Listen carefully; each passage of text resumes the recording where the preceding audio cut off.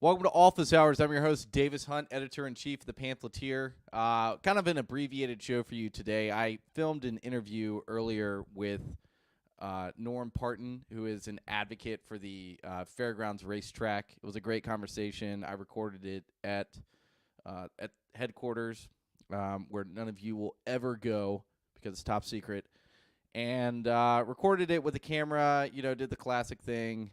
So I was going to stream it on here, but it kind of doesn't make sense to pre-record interviews and then just kind of fake stream them live online. So all I'm doing this week is the normal weekly rundown that we go through. And this week I'm just going to pull up my browser and flick through that stuff. Pretty interesting past 2 weeks here. We've had a lot going on.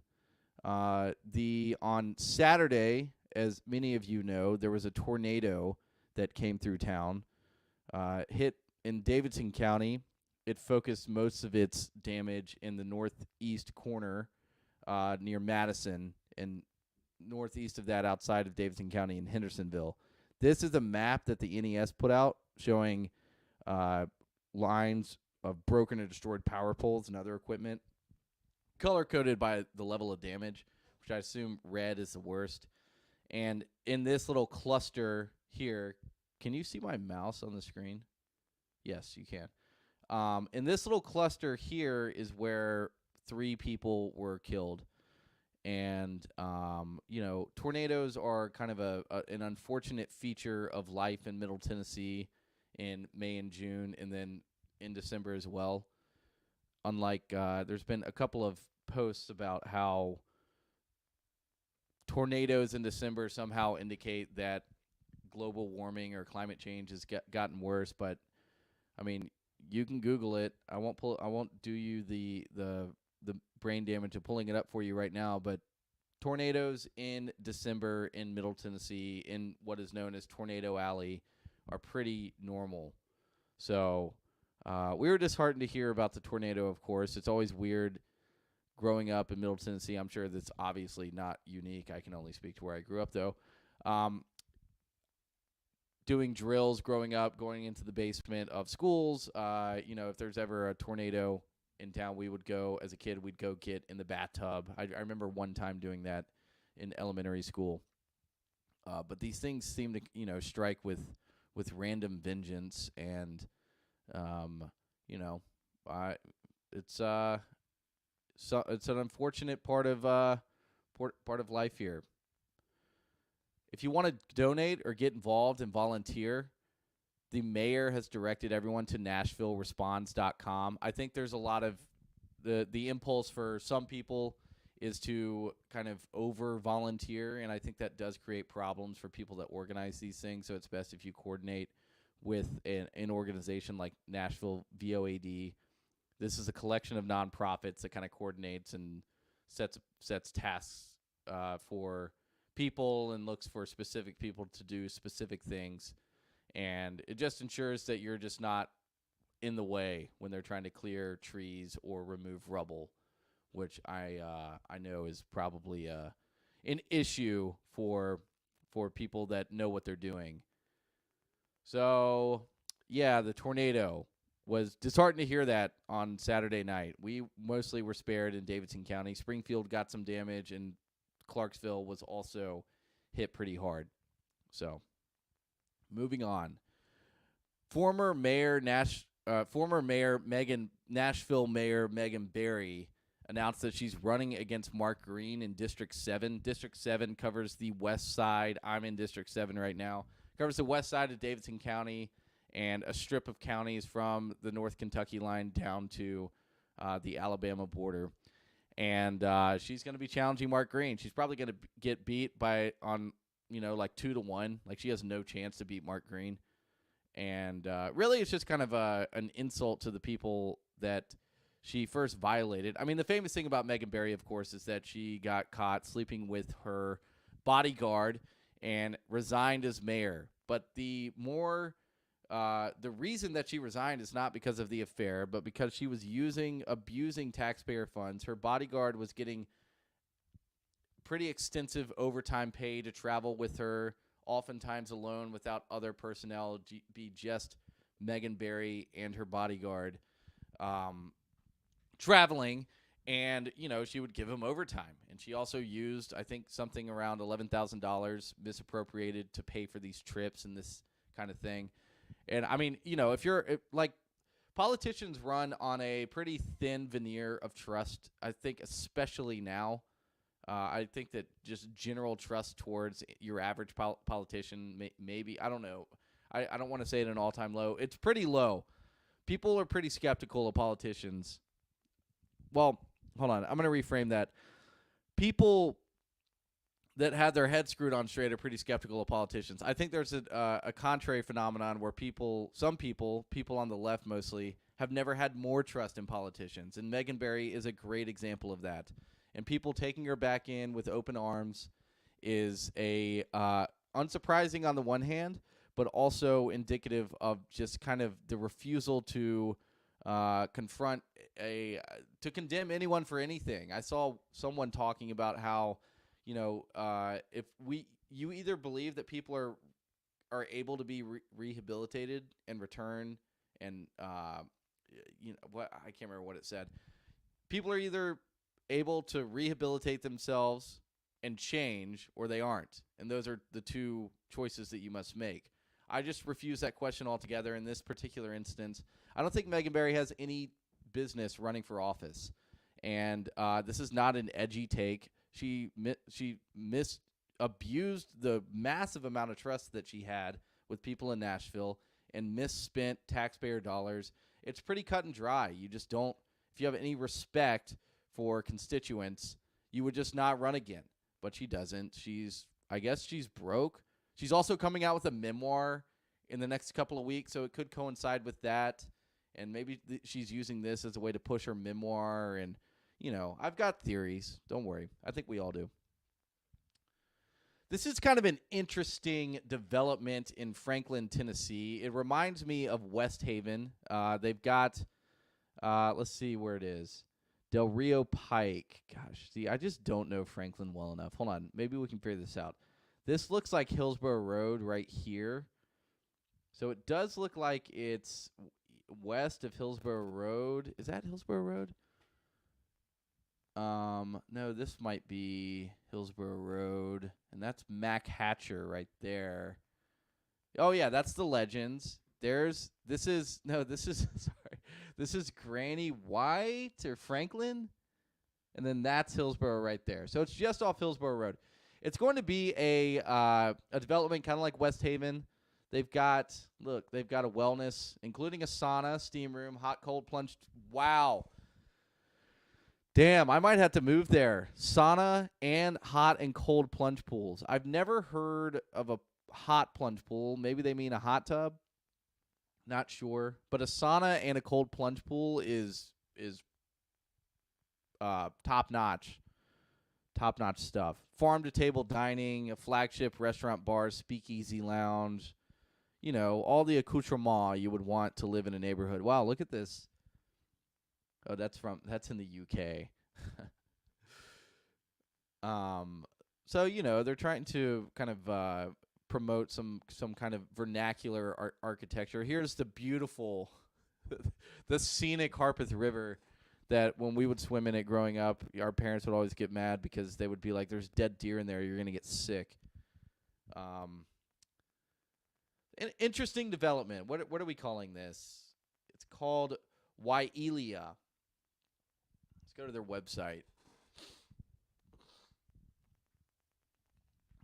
Amidst 600 acres of untamed Franklin countryside.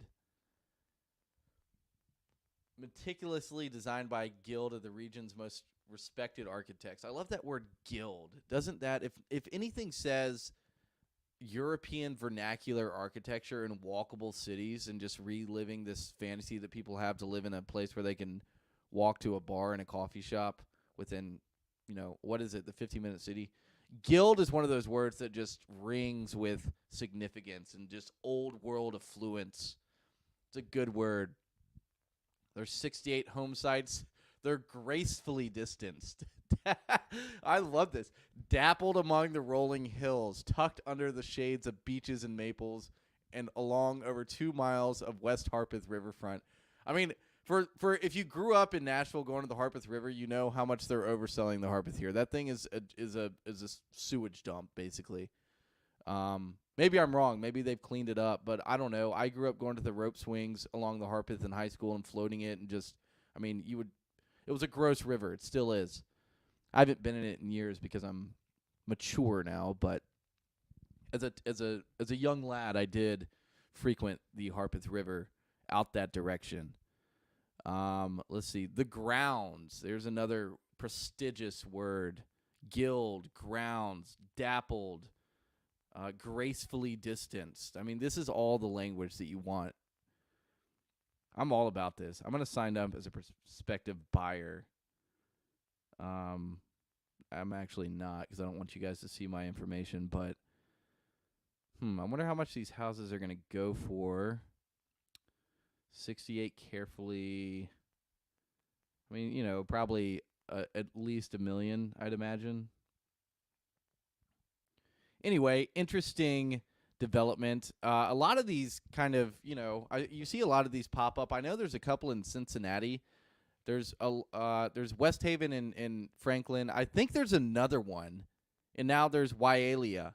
Waialia seems like an upgraded West Haven. The joke, and I've talked about this on the show before, the joke about West Haven is that it's where all the swingers live. And I can neither confirm nor deny that, though I am kind of curious. Maybe I'll go explore sometime. Not that I have a wife to... Anyway, I'm not... That's all I'm saying about that. Dolly Parton is opening a hotel downtown. Look at this office building that they bought. This is kind of one of those nondescript downtown office buildings that you just never have noticed unless you're really, really paying attention down there. That's 2nd Avenue down there, and this is Commerce Street, 211 Commerce Street. I don't think I've ever looked at this building, like looked up at the facade or anything. You just kind of like stumble by it because this expanse of road between 2nd and I guess that's 3rd is just weird and kind of, I don't know. There's nothing about it that wants to make you linger around there, so you just kind of move through it pretty quickly. So she's bringing she's going to build a hotel there. I don't think there's anything. Every swinging dick downtown has their own hotel now. Police warn of American criminal group burglarizing Brentwood home. So this is a headline that I saw earlier this week, and I thought it was interesting because I also saw Mike Cernovich posting about similar things going on in Detroit. And this is organized gangs from South America that have optimized the art of breaking into mostly homes in suburban, more rural areas where they can kind of rely on slow police response time and just apathetic neighbors, and also affluence, of course. So here's a video of these gangs working. This is from Detroit. So I mean, as you can see, it's they come prepared. It's not just like a random guy that's wandering around. They deliberately target homes. They monitor neighborhoods, and they slide something down the stairs here, and I can't tell what it is. It might be, oh no, it's a safe. That's what it is. Wow. I don't know what's in that safe, but that's the thing about safes I've always wondered, especially small safes. If you can pick it up with your hand, what's the point of having a safe? Like what do you think you're protecting? Let's see. There's another.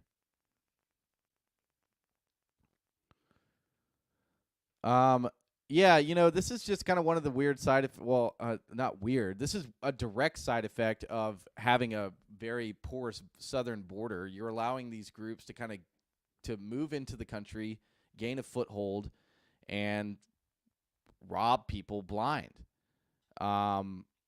There's something in here. There's a quote that I saw about how they move in and out of the country very effectively. It's never the same people.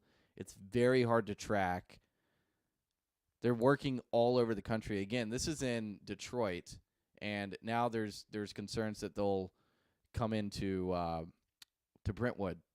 So you see a video down here. Um, yeah, I mean, yeah, I don't know what else to say about it. If you let people unvetted come across the border, of course this is going to happen. I mean, I was kind of like fantasizing about what I might do were I a third world South American immigrant coming across the border. Maybe I would do this. If my family was destitute back home, I might come into the U.S. These people have more than they need, right? That would be the justification you would use. And I'm certain that that's the justification that a lot of lawmakers use when kind of downplaying the severity of this. It's only going to get worse. It can't get better than this.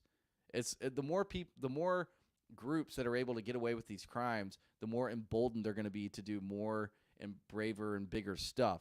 So it's not exactly I mean, it's pretty yeah. I've said enough about that. I'm just kind of mumbling now.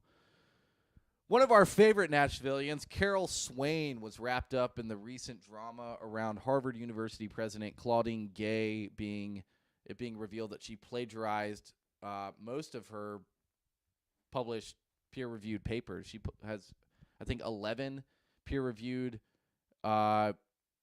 papers that she's published, and 5 of those have been proven to be thoroughly plagiarized. And Carol Swain is great. She is actually going to be talking with Jared tomorrow morning. So if you want to tune into that, that'll be interesting. Carol Swain is a firecracker and is, very direct. She will say what is on her mind. And she also has this kind of very charismatic, big ego. Let me frame what the issue here is. Claudine Gay, the president of Harvard, who's being under fire for not sufficiently condemning the calls for Jewish genocide on Harvard's campus, has been revealed through a series of reports that she's basically a mediocre academic and not worthy of the office. Like, by comparison, Larry Summers, who was chosen as Harvard's president in 2016, was Treasury of the U.S. Secretary of the U.S. Treasury, wrote books, published numerous peer-reviewed articles. He was asked to step down sometime after 2006. No, he was asked to step down in 2006 for comments about how there is a specific difference between men and women, and that there is not this. I can't remember the exact nature of the comment, but it was something with that. This was way back in 2006, and he was pressured to step down. So Harvard, as much as you might write it off as this elite kind of ivory tower institution, is on the bleeding edge of a lot of cultural trends. And they're asking Larry Summers to step down in 2006 is perhaps a good example of this. And Claudine Gay's, despite her being heavily criticized from all angles, even from the paper on Harvard's campus, the Harvard Crimson, and notably not by the New York Times, who's basically run cover for her, has not had to step down in response to that. There was a congressional hearing last week. Heat's been put on. Donors have been pulling out money from Ivy League institutions. And yet Claudine Gay persists. And in one of these reports that revealed her plagiarism, it was revealed that Claudine had, or Gay, Claudine or Gay? I'm going to go with Gay.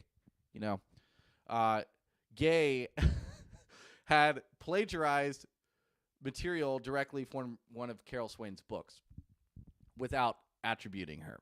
And so Carol Swain, in her very nice Carol Swainness, has been on something of a jihad to take down Claudine Gay. And she talked to Chris Rufo yesterday.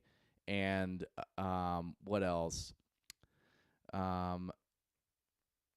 Yeah, she does these hilarious Twitter posts where it's, something and then just a picture of her. Like, let's look at her feed. This is my favorite part about Carol Swain. I prefer not preaching exclusively to the choir. There's a better one. Hold on. She did one earlier where she put herself in a Bible verse. Let's see. Oh, no. This is actually my favorite one. I rarely get angry, but I'm angry right now about the racial double standards that are temporarily giving Claudine Gay an opportunity to resign. Blah, blah, blah. Look at that picture. You know she means business. I saw probably the best joke I've seen about this whole thing is that Harvard is deliberating over who's going to be their next president, and they see an application come across the table for a black woman, and then they see that her last name is Gay, and they breathe a sigh of relief, and this is the one. She checked off all the boxes. There's been a lot of debate, I guess, or rhetoric around whether or not Claudine was a diversity hire. I kind of think that that's self-evident, and that any question about that is just revealing the weird premise of hiring people. The fact that you even have to consider whether or not that is true indicates the just fool's errand that it is to hire people based on race. And what the debate has morphed into is whether there should be a Jewish carve-out within diversity, equity, and inclusion departments, or whether they should be abolished altogether. The University of Oklahoma University System announced today that they were abolishing their DEI departments across all state universities. That's what I endorse, and I think that a Jewish carve-out would just prolong and entrench this system of prioritizing based on race and ethnicity and gender and what you do with your sexual organs and that kind of thing.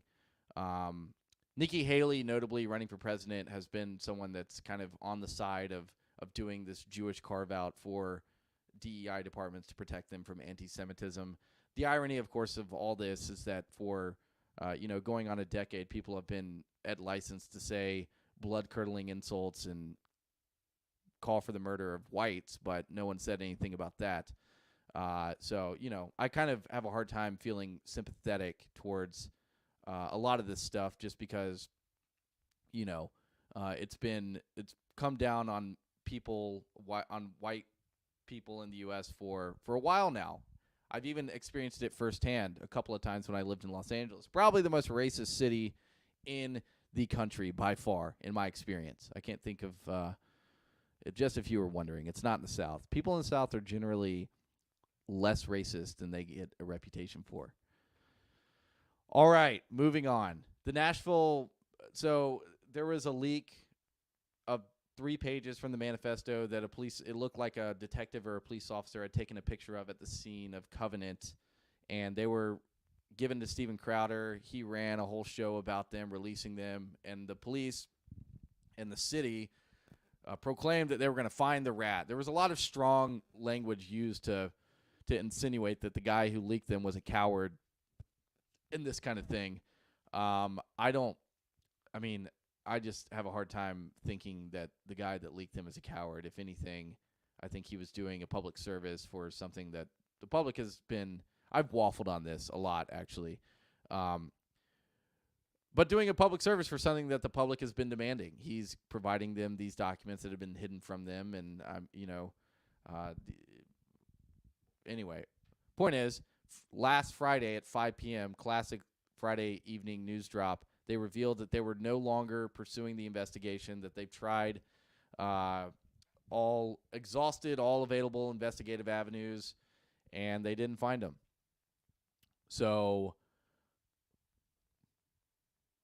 mum's the word, I suppose, at the Metro Nashville Police Department. This is an article on our website by Greg Hazelwood. I'm just realizing that his name is... No, I spelled his name wrong somewhere.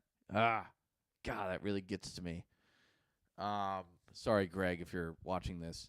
Greg wrote a great article on the double-edged sword of prosperity in Tennessee's small towns, talking specifically about Spring Hill, which is where he grew up, and how growth, while nominally has been good for the area. I mean, if you look at any of the numbers, Spring Hill is doing well. Unemployment down, I don't know. There's tons of metrics that you could name probably about Spring Hill showing that it's a growing place. People are starting families.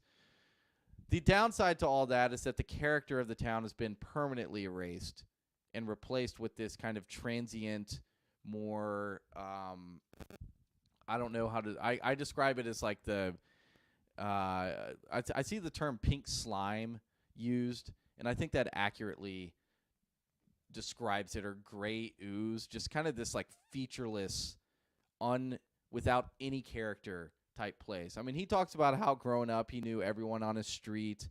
He would go to the co-op. His grandfather was a farmer, and they'd been there for generations, and were a known family name around town. And no longer is that the case.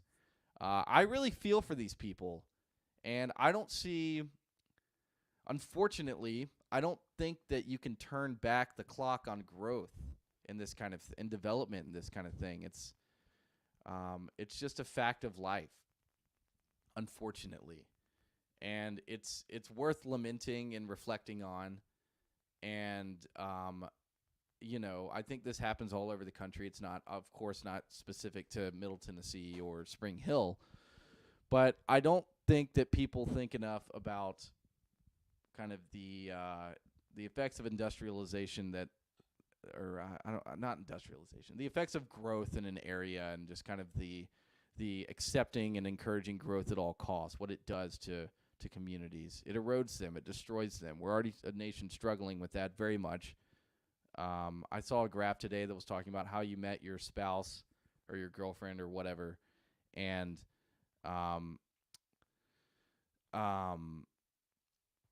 online dating. Let me see if I can find it real fast. Actually, this is actually not a. I'm gonna have to put down the mic for a second. Oh no, maybe I can do one hand. Actually, pretty dexterous. Let me see here. Dating. Meet. Yes, here it is. So, as you can see, people are meeting online as opposed through friends. All this indicates to me is that we're kind of seeing the fraying of our unifying social institutions. Sorry, I'm distracted by this. Today, after dire warnings by UN officials about a deepening humanitarian crisis in Gaza, the UN voted on a ceasefire. We cannot continue to ignore the genocide happening. It is indeed interesting.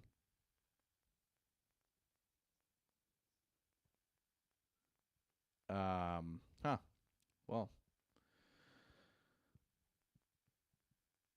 did not see that today.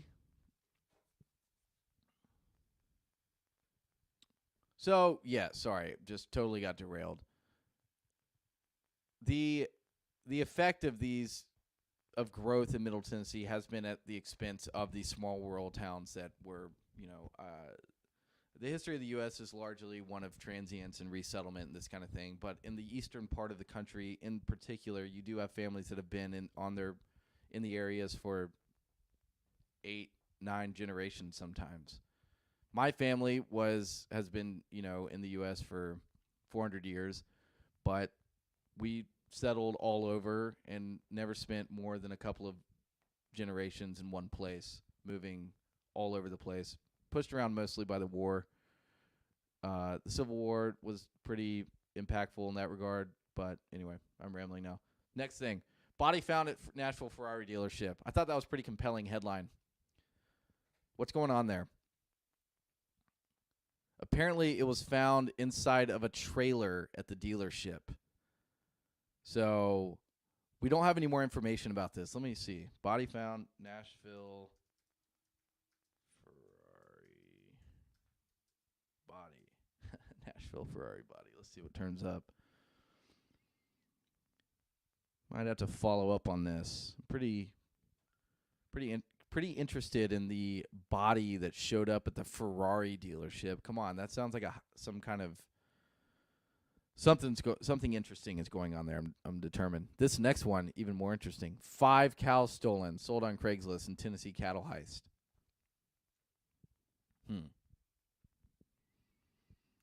A lot of weird stuff going on out there. Are these two related? I don't know. You tell me. On the surface, they seem disconnected. But could there be something more nefarious afoot? Could they be using Ferraris to shuttle processed beef across state lines illegally? I don't know. This is a restaurant that's going in the former place of the Flying Saucer at Union Station. It's going to be like an American grill type thing. Oh, look, here's some more great language. Elegant yet approachable, the Finch will be your anytime escape from the bustle and grind. I'm always trying to escape the bustle and the grind. I just cannot stand the bustle and the grind. We're thrilled for the Finch to soon become a new centralized community gathering spot for any occasion while breathing new life into a historic and beloved building. Milkshake Concepts is the company that's developing this. They're based out of Dallas. They've got a couple other properties. They've got the Layer Cake off Lower Broadway, which I've never been to. Let's look that up. Layer Cake. Wow. Looks pretty nice, actually.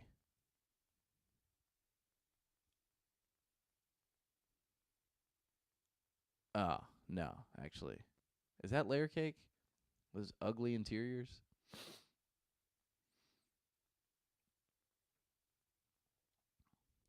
Am I 21 up? Yes. Best 4-story restaurant. Nashville's best 4-story restaurant and bar. Okay, I'm glad we made that distinction. Oh, it's got like 4 floors. That's why. The Wonder Room, I'd stay away from that. The dining room looks nice. The Cherry Lounge looks pretty cool, too. You know, it's always interesting. There's people that move to this town and, like, they probably frequent Layer Cake. I don't know who those people are, but, I mean, there's bars all across downtown that people frequent, which is just weird to me. The only one that I semi-frequent is Roberts, and that, I mean, it's kind of a jaded affectation at this point. That's what all the locals do. Pridefully, you're like, yeah, I know, I go downtown, but whenever I go downtown, I go to Roberts Western World. That's the only real honky-tonk. Maybe I should open up my vistas when I go downtown. Try something like Layer Cake. In fact, maybe I'll go there after this, after I'm done streaming. Chattanooga nets $500,000 federal grant for Nashville to Atlanta Amtrak planning.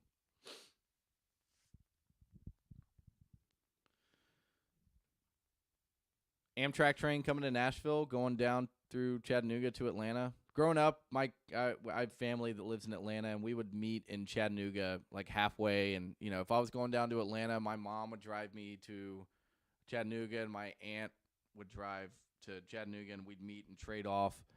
As I got older, I just started taking the Greyhound bus between Nashville and Atlanta. That was actually pretty fun. I would suggest anyone riding a Greyhound bus at least once in your life. Probably a little late to do it when you're, the thrill of it might dim after you turn 30. I don't know what age at which it would dim, but it was fun riding it when I was younger. It was interesting, at least.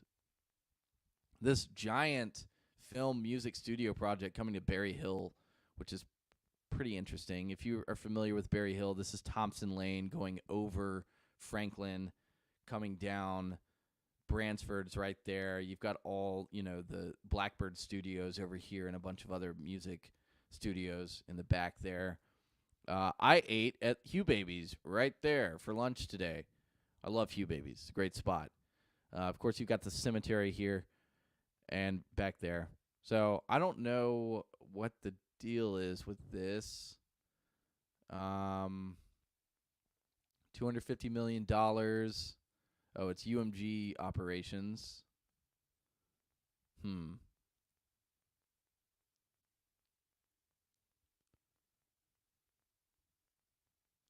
concept plan document notes the plan could include 93,000 square feet of studios, 115,000 square feet of education office space, 3,200 retail, 20,000 2 restaurant spaces, 4 residential dwelling units, dubbed producer cottages.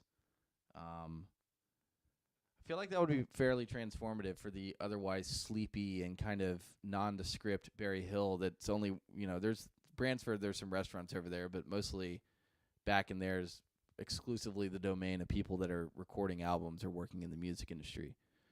Oh boy, my favorite thing. So Sandra Sepulveda, Councilwoman Sandra Sepulveda, blocked me on Twitter. I'm pretty upset about it. I asked a question about whether or not illegal immigrants should be able to vote in city elections because she thinks that they should vote in participatory budgeting, which was this failed initiative whereby they had residents vote on how they wanted to spend $10 million of leftover, I think they were leftover ARP funds, American Rescue Plan from COVID. And, as a curious citizen, do you think they should be? I got blocked. So I'm behind the Sepulveda wall. What Sandra should realize is that this is actually illegal. Sandra's running an official campaign account. Or no, sorry, not a campaign account, an official political account, and it's a violation of the First Amendment to block constituents. So she's breaking the law. And if you're a lawyer out there and want to take up this case pro bono, I'd love to work with you on that. Otherwise, I think I'm just going to kind of try to troll her. I've been doing that a little bit. Stay tuned on that front. Getting to the end of our slideshow here. All right. Well, Christmas holidays are coming up. I know a lot of you are thinking about gifts. I just want to mention one thing. One of my kind of passions, I suppose you could say, are men's pants. That might sound weird, but I like a good pair of slacks. And it's very hard to find a good pair of slacks. I do not get paid to say this, by the way.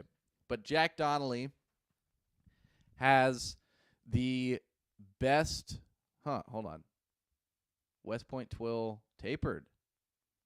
Available. Interesting. More pants coming out.